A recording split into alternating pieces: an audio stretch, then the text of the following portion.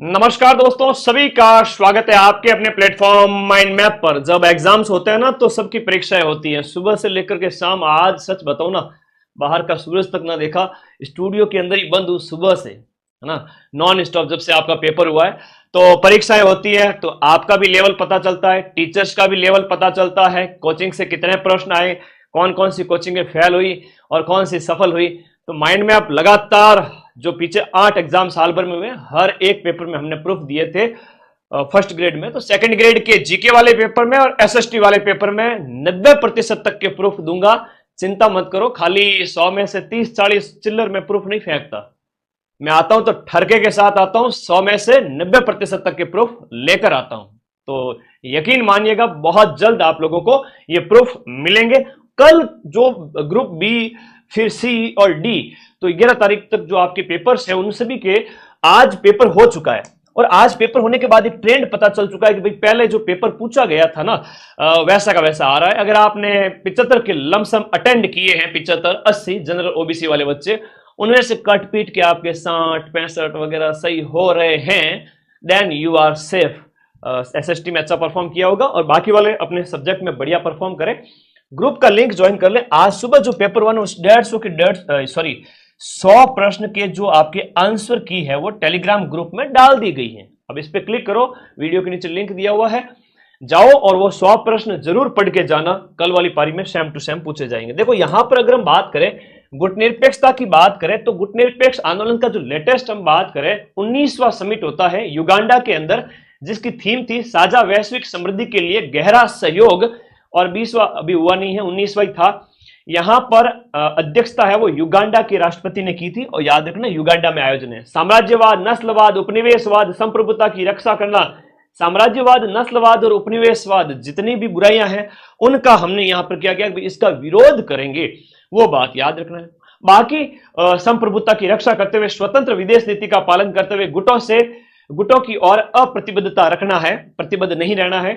गुटों से अलग रहते हुए यहां पर पूर्णतः तटस्थ की नीति नहीं है, आपको विश्व राजनीति में भाग लेना है, ये बात है, ठीक है। और भी बहुत सारी चीजें हैं यहां पर। पंचशील की घोषणा है 1954 के अंदर, आपके पंचशील की घोषणा मोस्ट इंपोर्टेंट है, इसको रट लेना भाई। यहां पर भी कई सारी चीजें हैं, हाँ, वेरी इंपोर्टेंट है, वेरी इंपोर्टेंट। ये पंचशील वाला तो वेरी इंपोर्टेंट है। इसके अलावा भी एफ्रो एशियाई सम्मेलन है। गुटनिरपेक्ष का पहला सम्मेलन बेलग्रेड के अंदर होता है 1961 के अंदर, युगोस्लाविया के अंदर।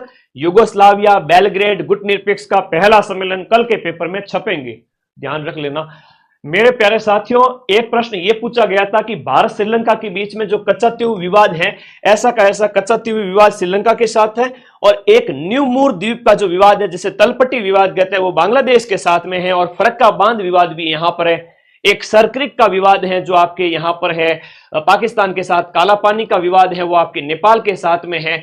और भी बहुत सारे विवाद, लेकिन जो द्वीप वाला पूछा गया था वैसा प्रश्न में लेके आ चुका हूं। इसकी पीडीएफ 5 मिनट के अंदर अंदर टेलीग्राम ग्रुप में भेज रहा हूं, ठीक है। पढ़ो वहीं से जहां से क्वेश्चंस मिलते हैं। आपके वनों के बारे में पूछा गया प्रश्न है, इनकी मैं आगे, इसका प्रश्न आगे लगाया है मैंने। ये बहुत प्यारा प्रश्न है।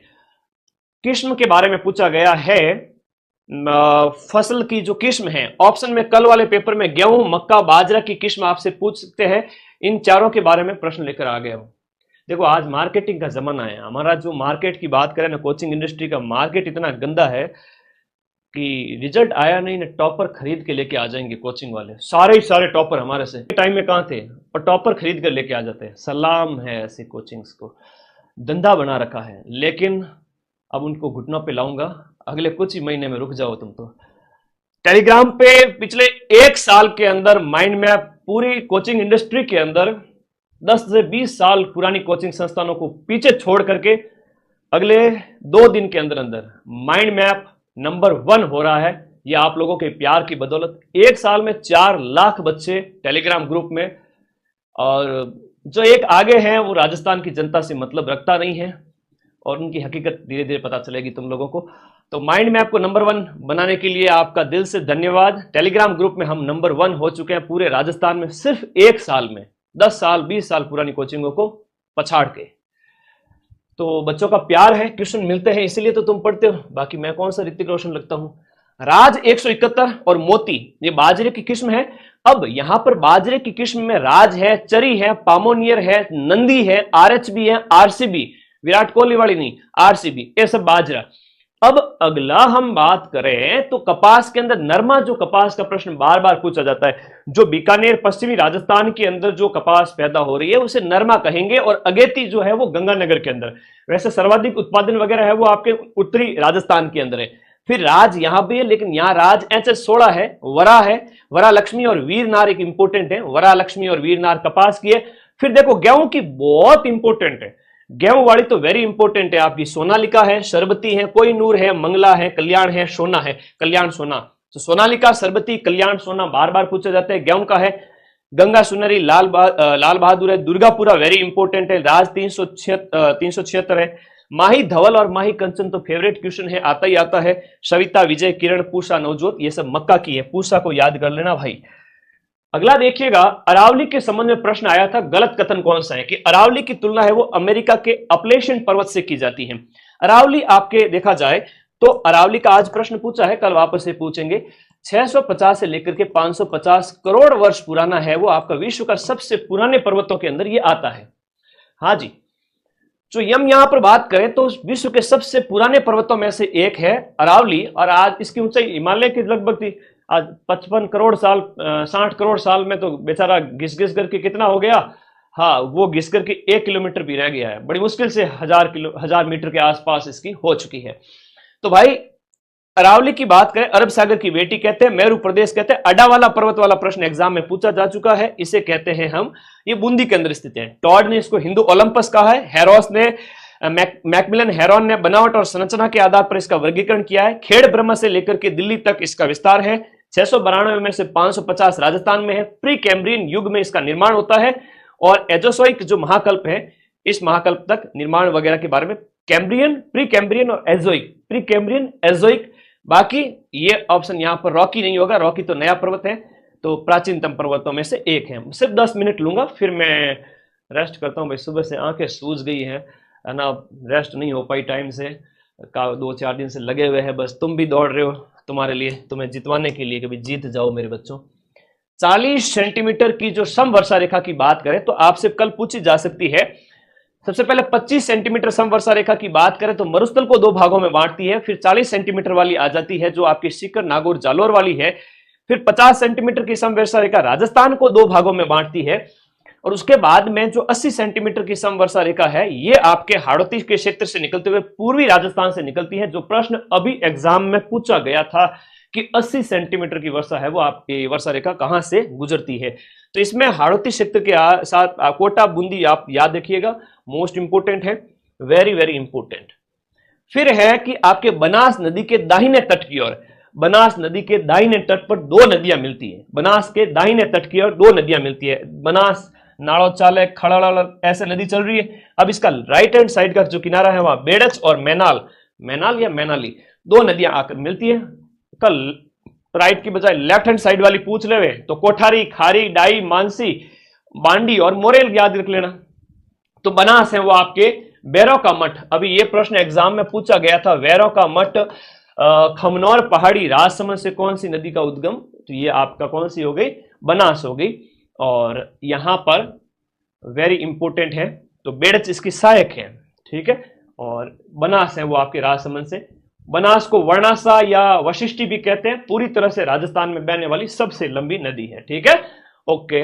और गौवंश के बारे में पूछे, कांकरेज वाला आज पूछा गया था। राठी है वो आपकी राजस्थान की कामधेनु कहते हैं, कि राजस्थान की कामधेनु मतलब सबसे ज्यादा दूध देने वाली, और मल्टीपल यूज के कारण। थारपारकर ये देखो पश्चिमी राजस्थान, उत्तरी राजस्थान और चूरू शेखावाटी क्षेत्र के अंदर, ठीक है। हाँ, हाई पॉइंट दे दिया करो, बहुत प्यारी बात है, वीडियो के नीचे हाई पॉइंट आता है, गुड गुड गुड, समझदार बच्चे की निशानी है। थारपारकर है ना, दोहरे उद्देश्य के लिए, सहन शक्ति प्लस दूध, मालानी क्षेत्र जो आपका बालोतरा, बाड़मेर क्षेत्र है वहां पर थारपारकर है। नागौरी है वो खेती के काम के लिए। कांकरेज आज पूछा था, दक्षिणी पश्चिमी राजस्थान, साउथ वेस्ट राजस्थान, यहां पर बाड़मेर, सिरोही, जालोर, पाली, मेवाती, अलवर, भरतपुर, डीगवाला। गिर है वो रेंडा, ये अच्छा प्रश्न है, बार बार पूछा जाता है, इंपोर्टेंट है। वह गाय की नस्ल जिसे रेंडा कहते हैं, अजमेरा कहते हैं, अजमेरी कहते हैं, अजमेर, भीलवाड़ा, पाली जो मिड वाला सेक्टर है, और चित्तौड़, हरियाणवी, मालवी और सांचौरी भी है। तो कल वाले पेपर के अंदर मुझे ऐसा लग रहा है कि ये आपसे पूछ सकते हैं, और थार पारकर और राठी, ध्यान रखिएगा। ओके, अगला देखो, सेंट गोबेन ग्लास फैक्ट्री है, वो फ्रांस की कंपनी है जो भिवाड़ी के अंदर है, खैरतल तिजारा जिला यानी कि नया भर्तहरि नगर जो जिला है उसमें स्थित है। देखो सिमकोर ग्लास फैक्ट्री वाला कल के पेपर में आ सकता है, नहीं तो सिर्फ अगला जो सी और डी वाले ग्रुप के अंदर भी पूछ सकते हैं। सिमकोर की बात करें, क से कोटा, सिमकोर क से कोटा। धौलपुर ग्लास वर्क्स है वो आपका धौलपुर में, एमर्ज है वो आपका कोटपुतली बहरोड के अंदर एमर्ज है, एमर्ज वाला तो ग्लास फैक्ट्रीज है। रजिल की बात करें तो प्रतिहार वंश का शासक है हरिश्चंद्र, जो आपके मंडोर के प्रतिहार का संस्थापक है। मंडोर के जो प्रतिहार राजवंश है उनकी हम बात करें, मंडोर के प्रतिहार वंश का जो संस्थापक है वो हरिश्चंद्र। इसकी दो रानियां थी, एक तो ब्राह्मण और एक शतराणी। शतराणी से 4 पुत्र उत्पन्न हुए जिनमें भोगभट, कक, रजिल और दद्दा।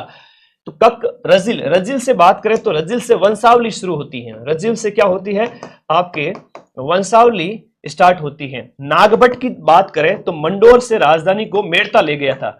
मंडोर से राजधानी मेड़ता कौन लेकर गया था? फेवरेट क्वेश्चन है आता है। राजौरगढ़ के जो प्रतिहार है वो आपके अलवर के हैं, इसका प्रश्न भी आरपीएससी पूछती है। राजौरगढ़ के बात करें जो अलवर के अंदर है, हम इसके एक राजा है मथन देव का प्रश्न आता है कई बार, मथन देव। तो राजौरगढ़ के राजा मथन देव है ना, ये आपको याद रखना है, वेरी इंपॉर्टेंट है, वेरी इंपॉर्टेंट है, बड़ा अच्छा प्रश्न है। सीटें खाली रहती है ना, सेकंड ग्रेड और फर्स्ट ग्रेड ऐसा एग्जाम है जिसमें सीटें खाली रहती हैं। अच्छी एक्यूरेसी के साथ में अगर 60-70 भी किए हैं, उसमें से अगर आपके 10-15 गलत भी हो गए तो सिलेक्शन है, ठीक है। हाँ, ब्रिजवासी सर वाली पीडीएफ अभी दे रहा हूं, रुको। तो भाई सेकंड ग्रेड और फर्स्ट ग्रेड में लिमिटेड क्वेश्चन करके भी सिलेक्शन ले सकते हो। चौहान निम्न में से किस शाखा से संबंधित है? चौहानों की कई शाखाएं हैं, चाहे शाकंभरी के चौहान है, आपके शाकंभरी के चौहान अजमेर, नागौर ये सेक्टर, रणथंबोर हो गया, फिर जालोर, सोनगरा चौहान है, देवड़ा चौहानों का भी यहां पर राज था, और आपके सोनगरा चौहान भी यहीं पर थे। फिर हाड़ा चौहानों की बात करें तो हाड़ौती सेक्टर के अंदर ये भी इनकी एक ब्रांच हो जाती है। देवड़ा, खींची, निर्वाण, सांचोरा और पाविया जो है आपके चौहानों की शाखाएं हैं अलग अलग, ठीक है, ध्यान रखना। अब चौहानों के जैसा और क्या आ सकता है? मंडोर के प्रतिहार वंश आ सकता है कल वाले पेपर के अंदर कि प्रतिहार कहां कहां पर थे। प्रतिहारों की बात करें तो एक तो आपका मंडोर सबसे इंपॉर्टेंट, याद रखिएगा, उत्तर भारत के अंदर मंडोर, मंडोर के बाद में जो है आपके कन्नौज के प्रतिहार, याद रखिएगा। आपके प्रतिहारों के संबंध में जब भी प्रश्न पूछा जाता है, बड़ा अच्छा प्रश्न पूछ लिया जाता है, कहां कहां थे। मैन अंदर की बातें ना आती हो, लेकिन मुख्य बातें आपको कम से कम इतना पता रहना चाहिए कि कन्नौज के थे और मंडोर के थे, और एक आपके राजस्थान के अंदर ही जालोर क्षेत्र है ना, वहां के, ये ध्यान रखिएगा। ये प्रश्न थोड़े से पूछ लिए जाते हैं, अच्छे प्रश्न है, बार बार आते हैं। और भीनमाल की, जालोर में बात करें तो भीनमाल का जो क्षेत्र है ना, भीनमाल, वत्सराज आपको याद रहेंगे, राजा प्रतिहार वंशी वत्सराज, बड़ा अच्छा प्रश्न है। प्रतिहारों के अलावा और किन किन की शाखा है? राठौड़ों की पूछे तो जो मारवाड़, बीकानेर, किशनगढ़, और बाकी तो एक जगह ही है। अच्छा, आहड़ वाले में क्या होगा? कुलदीप, रुक जा, अभी बताता हूँ बेटा, रुक जा। तो राजवंश थोड़ा याद रखना। बाकी हम बात करें भाटियों का तो जैसलमेर उधर हो गया, और चौहान हो गए, राठौड़ हो गए, कछवा हो गए, और गुहिल हो गए। गुहिलों की तो गुहिलों का एक प्रश्न पूछ सकते हैं कि गुहिलों की कौन कौन सी शाखाएं हैं, कहां कहां पर है। खैर, गुहिलों की बात करें तो वागड़ सेक्टर हो गया, एक आपका वागड़ सेक्टर की भी हो, बांसवाड़ा डूंगरपुर में भी था आपका, प्रतापगढ़, बाकी जिसे हम मेवाड़ कहते हैं वर्तमान में, राजसमंद, चित्तौड़गढ़, उदयपुर, भीलवाड़ा, सलूम्बर, ये जिले आएंगे 5 वर्तमान, जो पहले वाला मेवाड़ था उसके अंतर्गत। तो वागड़ भी होगा, और इसके अलावा आपका मेवाड़ भी होगा, यहां पर गुहिलों का राज है। और जाटों की बात करें तो भरतपुर, धौलपुर में, ठीक है, जाटों के भी राजा थे भरतपुर, धौलपुर, ठीक है, इंपॉर्टेंट है, याद रखिएगा, शार पूछा है। अब इल्तुतमिश के हमले के समय में आपके जो है 1200 समथिंग हम बात करें, 1206 से 1210, तो 1206 से 1210 उस समय जो जालोर अभियान किया था, उस समय उदय सिंह राजा था। बच्चे कहीं कहते हैं सर कानर दे, कानर दे तो इससे 100 साल बाद में हुआ था, 100 साल बाद में।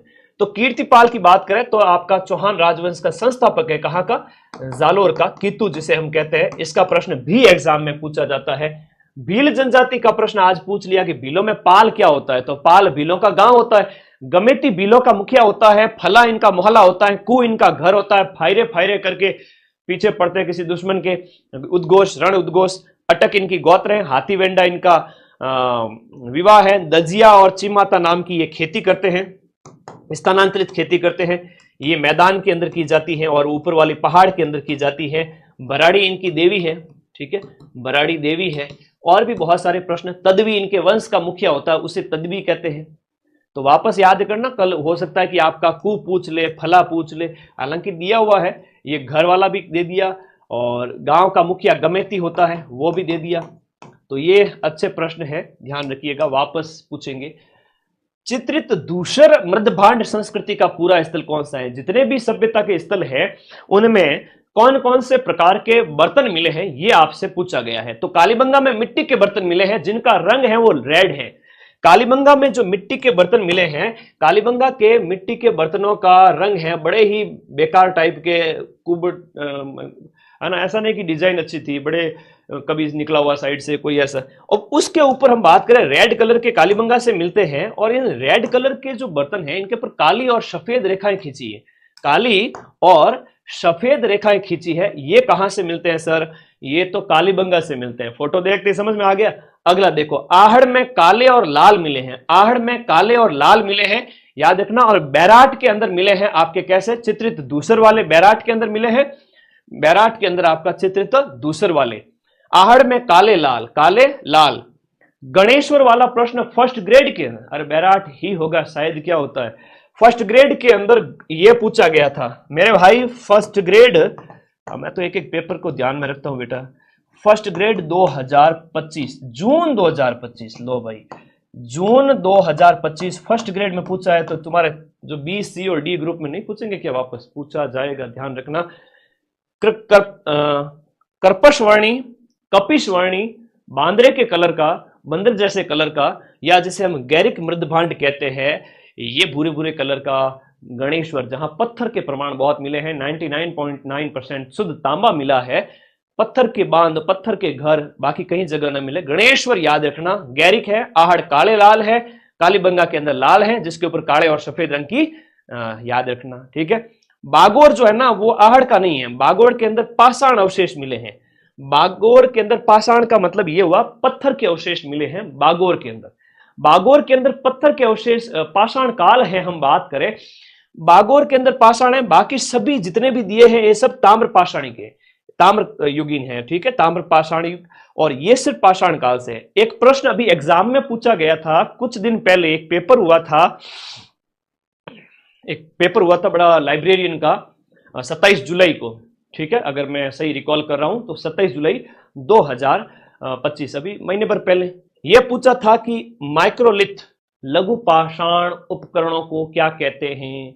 पाषाण काल को, पाषाण युगीन उपकरणों को माइक्रोलिथ कहते हैं। और ये आपके अपनी जो रामबाण किताब है, राजस्थान रामबाण, जिसमें हिस्ट्री, पॉलिटी, ज्योग्राफी, राजस्थान की इकोनॉमी सब कुछ दे रखा है, इसमें आप सभ्यता वाला पेज ओपन करोगे, सारणी बनी हुई, उसमें लिखा हुआ है माइक्रोलिथ। ये प्रश्न पूछा जा चुका है अभी, और ये गैरिक मृदभांड वाला भी पूछा जा चुका है, ठीक है, क्लियर है। ये देखो मजा आया कि नहीं आया, इसमें सारे के सारे मृदभांड एक जगह करवा लिए। अब राजस्थान के अंदर जो हम बात करें इंडिया के अंदर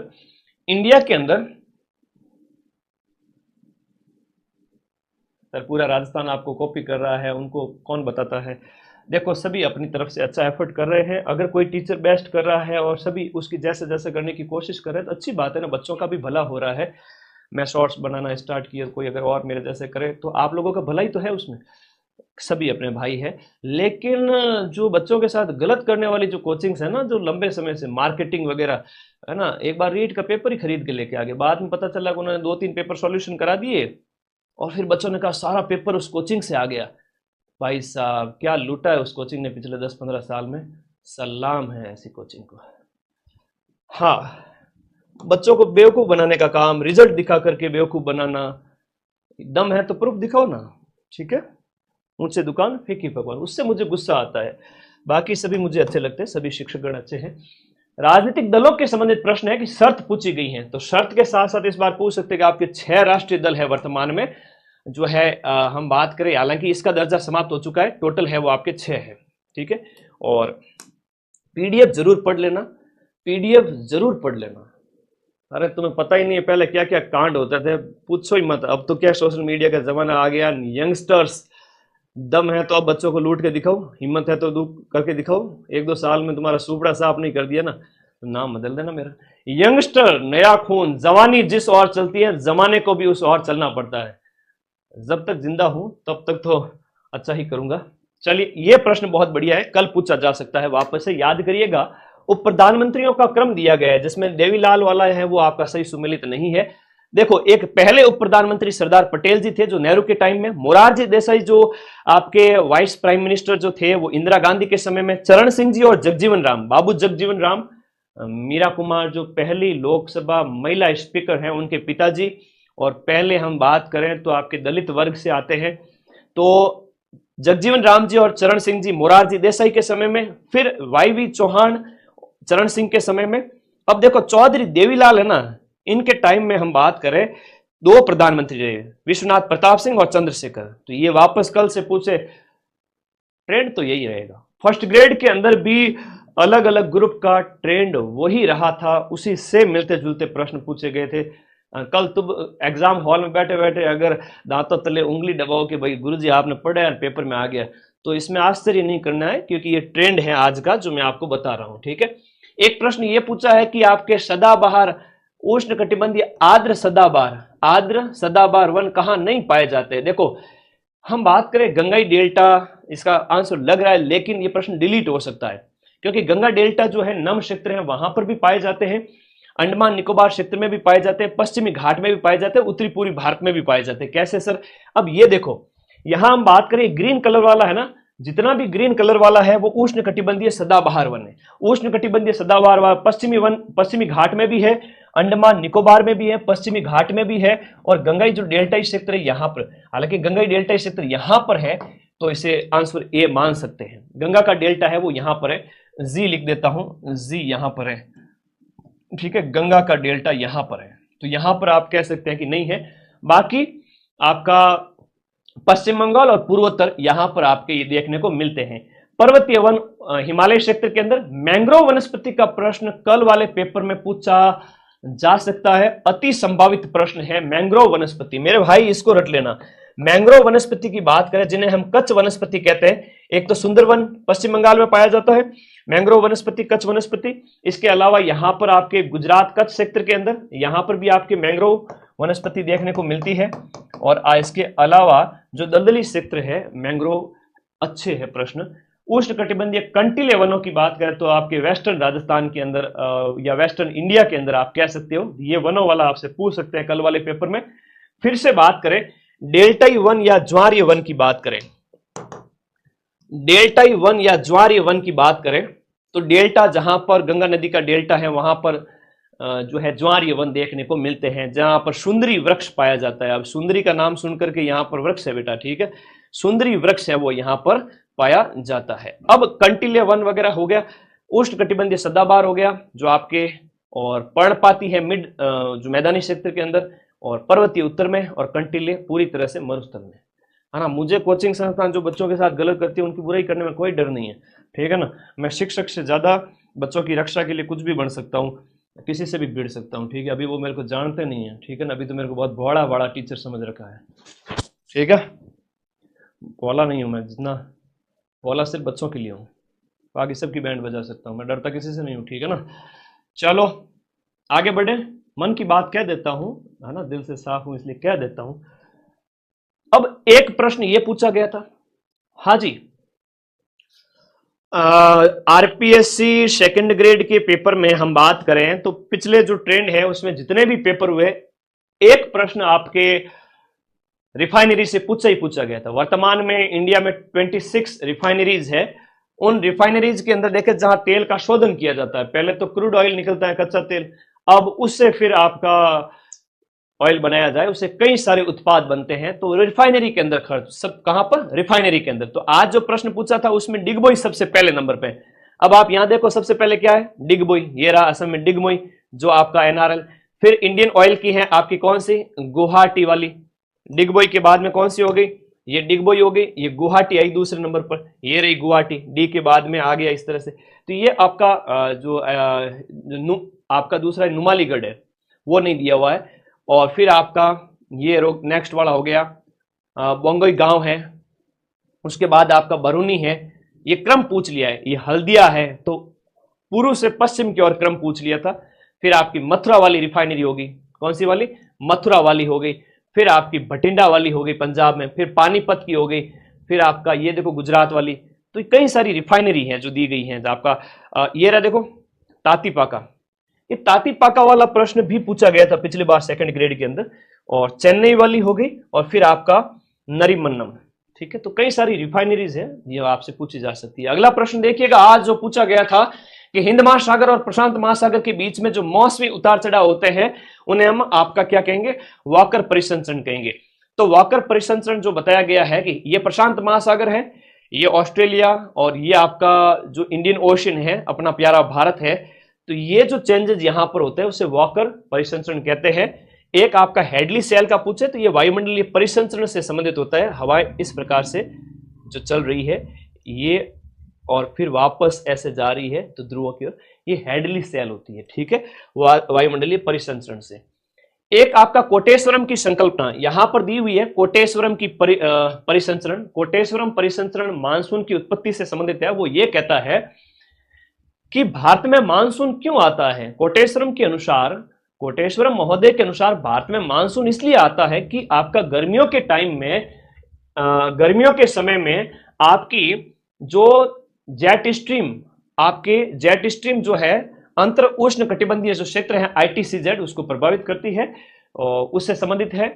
और ITCZ है वो इंडिया के ऊपर डेवलप हो जाता है, तो सीजनल इक्वेटर जेट स्ट्रीम की वजह से। तो यहां वो आपका निम्न दाब का क्षेत्र बन जाता है, हवा हाई प्रेशर से लो प्रेशर चलती है। गर्मियों के टाइम में तापमान ज्यादा तो दाब कम, और ये ITCZ और जेट स्ट्रीम के बारे में बताया गया है कोटेश्वरम के अनुसार।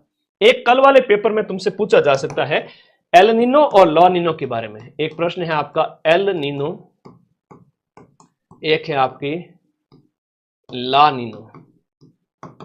एल नीनो है और ला नीनो है। एल नीनो की वजह से तो अकाल पड़ता है, सूखा पड़ता है, और ला नीनो की वजह से क्या होती है, वर्षा होती है। अभी एक पेपर आयोजित हुआ, उस पेपर के अंदर यह पूछा गया था एल नीनो कौन से महीने में आती है। एक प्रश्न ये पूछा था एल नीनो कौन से महीने में आती है, तो एल नीनो आपके दिसंबर के अंदर, कौन से महीने में, हर 3-4 साल छोड़ करके दिसंबर के महीने में आती है, जब आपका तापमान बढ़ जाता है।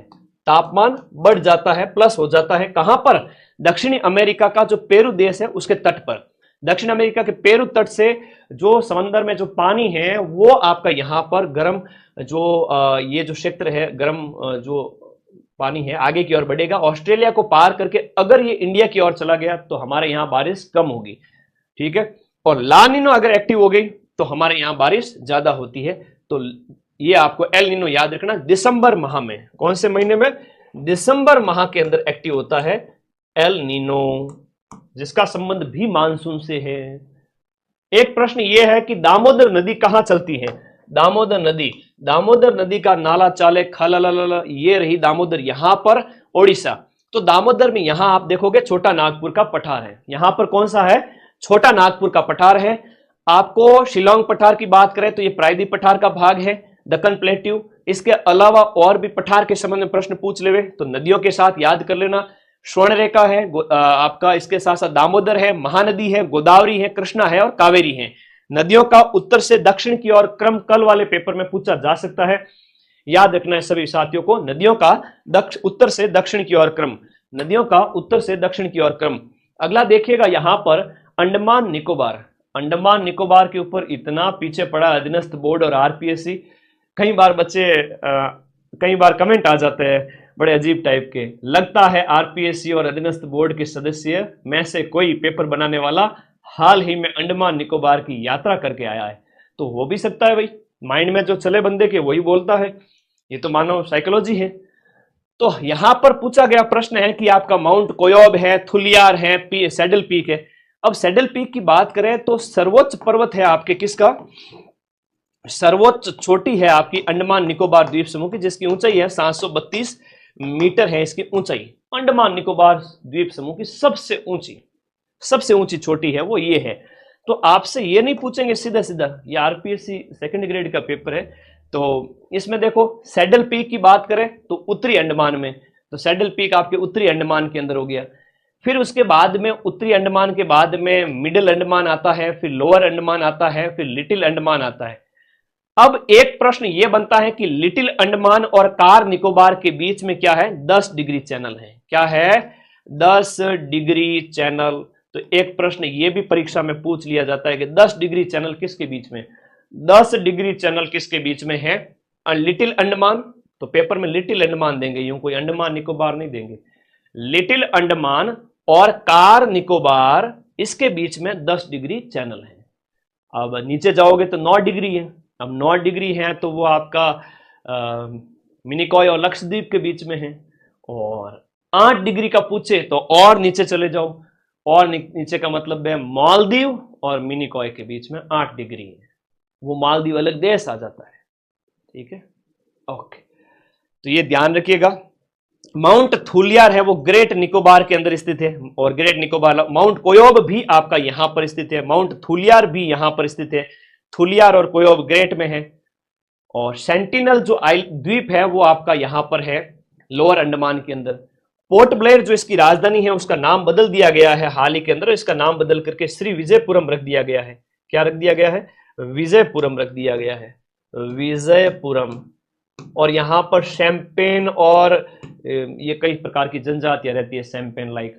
ओके, तो ये थोड़ा अच्छा याद रहेगा, कल वाले पेपर में निश्चित रूप से ऐसे प्रश्न पूछे जाएंगे। अब एक प्रश्न ये पूछा है कि आपका एपेनिन पर्वतमाला कहां पाई जाती है, तो एपेनिन पर्वतमाला ये रही यहां पर, ये रहा एपेनाइन लिखा हुआ है। एपेनाइन पर्वत ये इटली का है, सोनिया गांधी का देश, ठीक है, याद रखना। ये जो निकला हुआ भाग है ना, ये रहा इटली। तो ये मैंने पॉलिटिकल मैप भी दिया हुआ है सामने।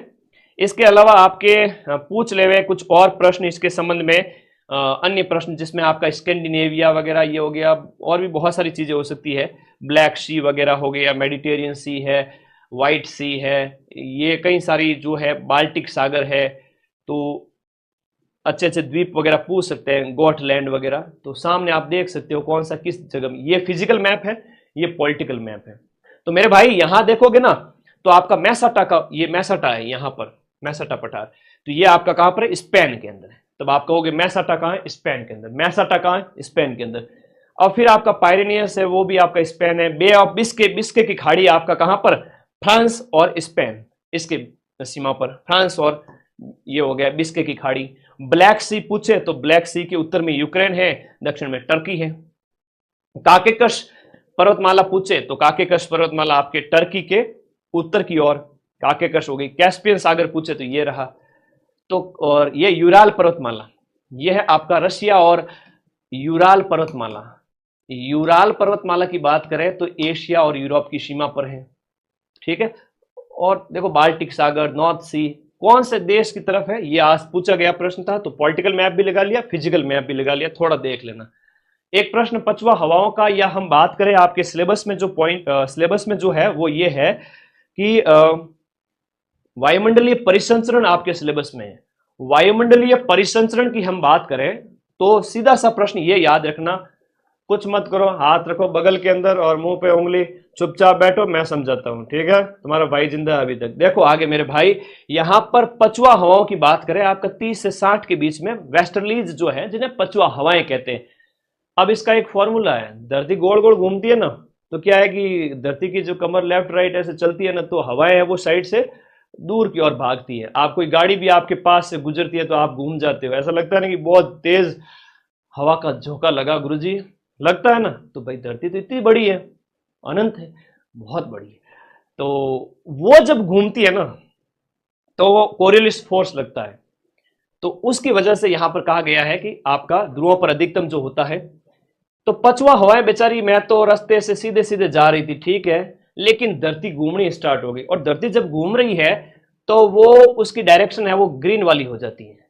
ये ब्लैक वाली उसकी एक्चुअल डायरेक्शन थी हवाओं की, और धरती के घूमने की वजह से इसकी एक्चुअल डायरेक्शन में चेंजेस देखने को मिलते हैं। और ये है आपके दक्षिण, सॉरी ये हो गया आपका उत्तर, ये हो गया आपका दक्षिण, ये हो गया आपका पूर्व, और ये हो गया आपके पश्चिम यानी वेस्ट।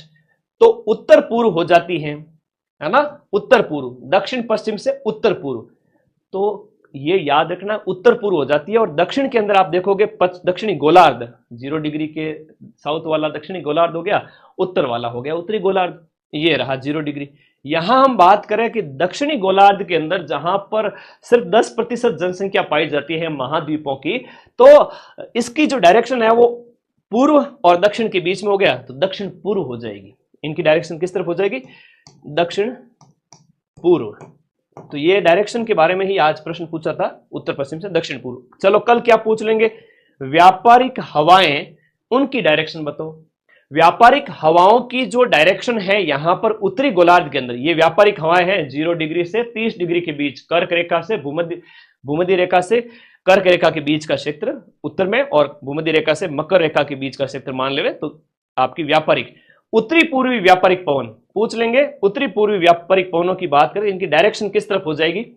तो देखो डायरेक्शन हरे कलर वाली जो है ना वो डायरेक्शन है। मेरे भाई 2 नंबर बढ़ा दो, 2 नंबर बढ़ा दो, प्रश्न 100% आना पड़ेगा। आरपीएससी के पेपर में लिफाफे में बंद है, लेकिन मुझे दिख रहा है, ठीक है ना, मेरे को सपने आ जाते हैं पहले ही। याद रखना, मां सरस्वती की आराधना करो अगर रोज 10 घंटे 15 घंटे, तो पेपर तो आपके सामने है। ये देखो उत्तरी पूर्वी व्यापारिक पवनों की जो ग्रीन वाली डायरेक्शन है वो इस तरफ जा रही है, तीर इस तरफ जा रही है, तो वेस्ट और साउथ, दक्षिण पश्चिम में। और यहां पर दक्षिण पूर्वी व्यापारिक पवनों की अगर हम बात करें तो ये उस तरफ जा रही है, नॉर्थ वेस्ट की तरफ, नॉर्थ और वेस्ट की तरफ। तो ये तीर किस तरफ है याद रखना, इसकी तीर नीचे की तरफ है और इनकी तीर इस तरफ है, ध्यान रहेगा ना। हाँ, डायरेक्शन मैंने लिख दी है, गलती मत करना कल के पेपर में, यहीं से स्क्रीनशॉट दे दूंगा मैं। एक बढ़िया प्रश्न पूछा था कि उच्च न्यायालय के महापंजीयक वर्तमान में चंचल मिश्रा है, राजस्थान के मुख्यमंत्री वगैरह छोड़ो, सचिव है वो सुधांशु पंत है, मुख्य सचिव मनिंद्र मोहन श्रीवास्तव जी जो पूर्व मुख्य सचिव थे, ठीक है।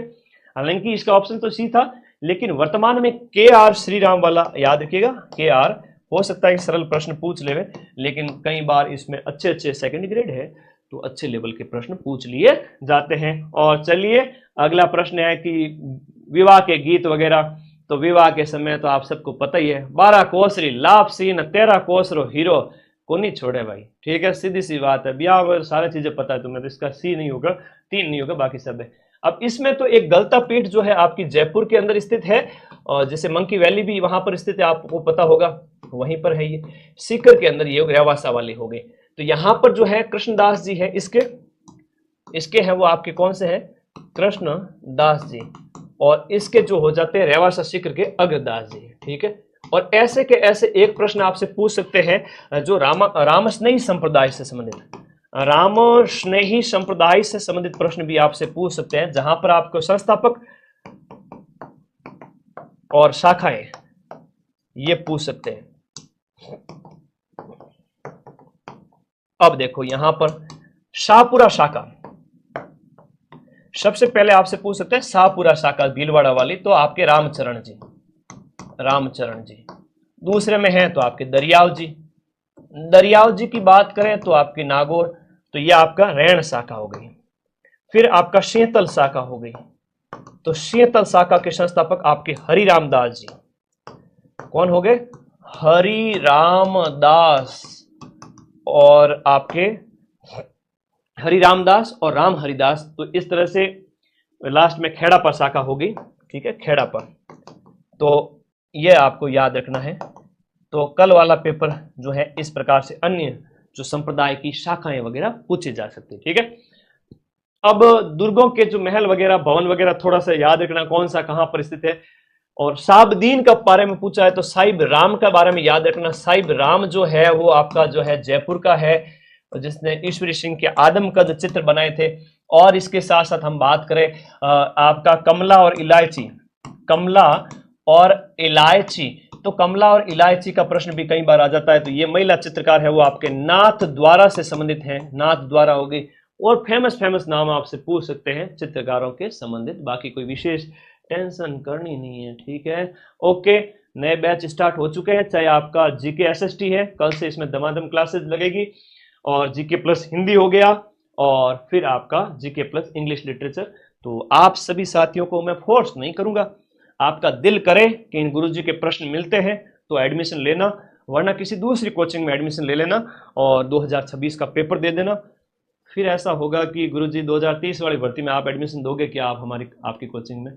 तो भाई समय बर्बाद मत करना मार्केटिंग के चक्कर में, पढ़ो वहीं से जहां से आपको विश्वास है कि प्रश्न मिलते हैं। टॉपर दिखाना तो हर कोई दिखा देगा, है ना। तो वो उस पे कभी भी हम तुम्हारा वो ना निर्णय तुम्हारा होना चाहिए, कैसे पढ़ो कैसे नहीं। इसकी पीडीएफ मैं तुरंत टेलीग्राम में भेज रहा हूं, ठीक है, ग्रुप ज्वाइन कर लो, लिंक इस वीडियो के नीचे दे रहा हूं। Thank you, ta-ta bye bye, सभी को धन्यवाद। मस्त रहा करो, खुश रहा करो, एग्जाम आपसे बड़े नहीं है, बारिश के टाइम में थोड़ा ध्यान रखिएगा खुद का, संभाल के रखिए खुद को। पेपर बहुत सेकंड ग्रेड का वही ट्रेंड है जो पिछली बार था वो वाला, और आप सभी साथी बढ़िया परफॉर्म करें। 2000 सीटों के बाद 6500 सीटें, इससे 3 गुना ज्यादा सीटें अगले साल आपका वेट कर रही है। आपके पास खोने के लिए कुछ भी नहीं है, पाने के लिए सेकंड ग्रेड की 2-2 नौकरियां हैं। आप सभी का सिलेक्शन जरूर हो, मेरा आशीर्वाद और मां सरस्वती का आशीर्वाद आपके साथ है। धन्यवाद, शुभ रात्रि, थैंक यू।